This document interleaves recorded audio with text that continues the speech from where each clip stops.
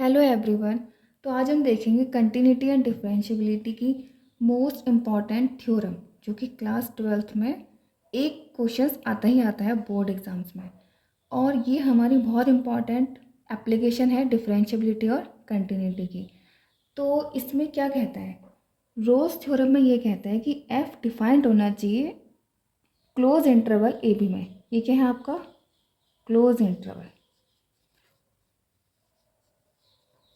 Close interval का मतलब हो गया कि x जो है a और b के बीच में रहेगा और a और b पॉइंट्स भी क्या होंगे, इसमें इंक्लूड होंगे। और f कंटिन्यूस होना चाहिए क्लोज इंटरवल ए बी में, और f इज़ डिफरेंशिएबल होना चाहिए ओपन इंटरवल ए बी में। ये है आपका ओपन इंटरवल। ओपन इंटरवल कैसे डिफाइन होता है कि x आपका लाई करेगा बिटवीन a एंड b के बीच में, और क्लोज इंटरवल में ए और बी पॉइंट भी इंक्लूड होंगे। इट मीन्स ये कंटिन्यूस ए और बी पर भी होना चाहिए, ठीक है। और थर्ड पॉइंट है if F A is equal to F B, यानी कि इनके एंड्स पॉइंट पे फंक्शन की वैल्यू इक्वल हो, तब क्या होगा, तब हमारी रोज थ्योरम क्या कहती है, रोज थ्योरम ये कहती है देन अ पॉइंट सी, एक पॉइंट सी एग्जिस्ट करता है such that a point C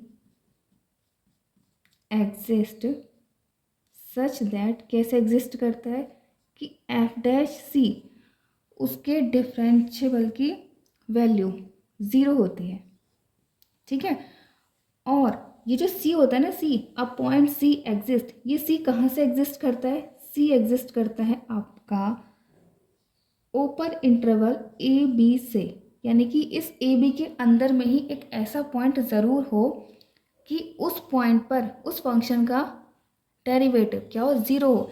इसका मतलब है हमें जो भी फंक्शन दिया होगा हम उसका डेरिवेटिव कर देंगे और डेरिवेटिव को ज़ीरो पुट करके उन पॉइंट्स की वैल्यू निकालेंगे और पॉइंट को देख लेंगे कि ए बी के बीच में आ रहा है या नहीं आ रहा है। तो वहाँ पर रोज थ्योरम क्या हो जाती है, एग्जिस्ट, अप्लाई और प्रूफ, ठीक है। अब नेक्स्ट थ्योरम है आपकी लैग्रेंज थ्योरम। लैग्रेंज थ्योरम क्या कहती है, लैग्रेंज थ्योरम के लिए भी फंक्शन डिफाइंड होना चाहिए आपका क्लोज इंटरवल ए बी पर, ठीक है।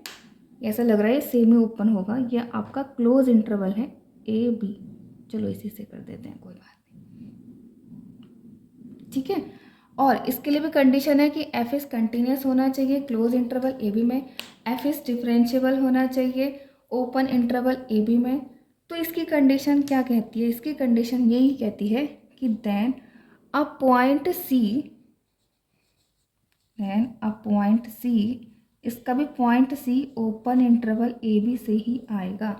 अब point C belongs to open interval A B such that, इसकी कंडीशन क्या कहती है, इसमें वहाँ पर तो एफ डैश सी ज़ीरो हो जाता है, यहाँ पे एफ डैश सी ज़ीरो नहीं होता, यहाँ पे होता है एफ बी माइनस का F A divided by B minus का ए। इसका मतलब है लैग्रेंज थ्योरम प्रूफ करने के लिए, सेटिस्फाई करने के लिए आपको इसका राइट हैंड साइड निकालना है वैल्यूज़, और इस वैल्यूज़ को इसके इक्वल दिखाना है।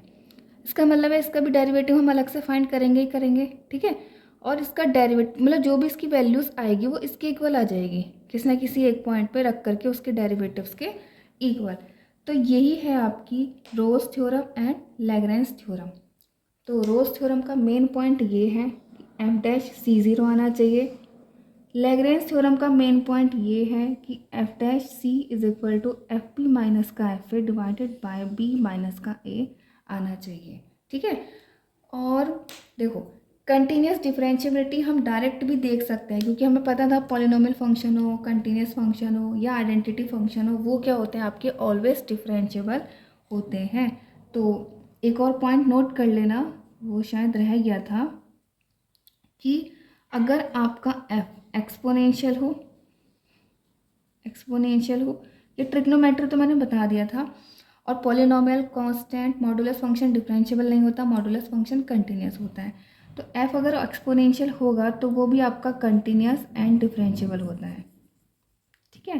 तो अब आपका chapter continuity and differentiability complete हो गया है। तो हमारे चैनल पर बने रहिएगा। Thank you.